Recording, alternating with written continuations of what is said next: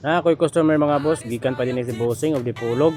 Ang issue ani mga boss kay ka-check engine og low power. Naka-throttle pedal din iyang unit mga boss no og naka-clutch pedal pod og naka-modified pud din iyang kambyada mga boss. Siya ra daw gahimo ani mga boss no. Nakamanobela pod siya pero dili lang na siya gearbox. Ang issue di ani mga boss no kay bisag unsa og delete ang check engine dili ma-delete ang error codes. Mao to mga boss, ako din ang gi-diagnose og balik para ma-check nato kung unsa nga sensor ang ga-error. Ako ang ipakita sa inyo ha mga boss. Ang reading sa atong scanner no kay ang throttle pedal position sensor. Ato ni siyang i-try og delete mga boss. Kung tinuod pa gyud nga mao ni siya ang error codes nga dili ma-delete. Aw ma-delete ra di ay pero mabalik ra gyapon ang code. Iris man.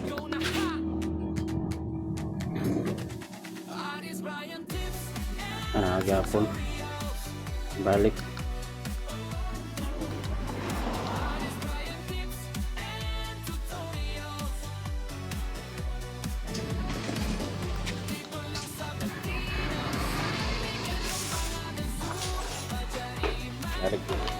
Auto mga boss, ako nang gibaklas ang wiring sa mga sensor no para ma-identify nato mga boss kung nabagyo ni putol nga linya sa iyang sensor. Gibaklas na daw ni sa kasa ang wiring ani mga boss pero wala nila nakita ang problema sa unit.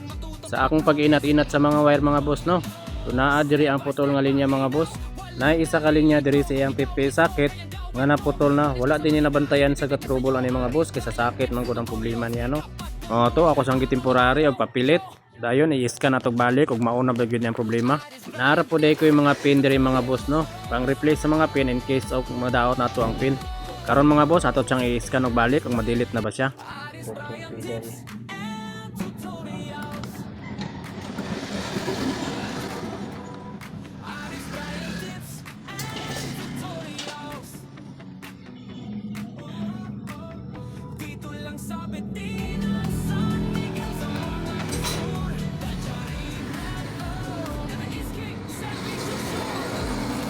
Lagyan. Ha? Wala na. Model P6cc na no? Dili. Old model na. Talagmaan gyud ang problema mga boss, maura na siya ang problema Isa ra kalinya nga nag-lose contact diri sa TPS socket. Ato na lang na i-fix og tarong mga boss para dili gid siya mo-area or mag-lose contact. Ako na lang po din i-plaster og balik iyang mga wiring mga boss no. O giputos na ako og heat resistant nga tape para dili basta-basta mugahi ang mga wire tungod sa kainit sa makina. Ug maura to mga boss, nasa lagmaan ra gyud nato dayon ang iyang problema no. Ato na din i-testing mga boss kung okay na ba yung power.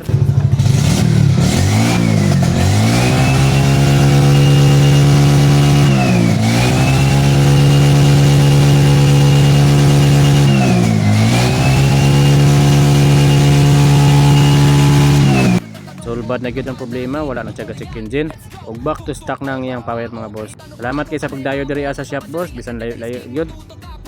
Salaray puro yelo. Puro bayi may bawa ni.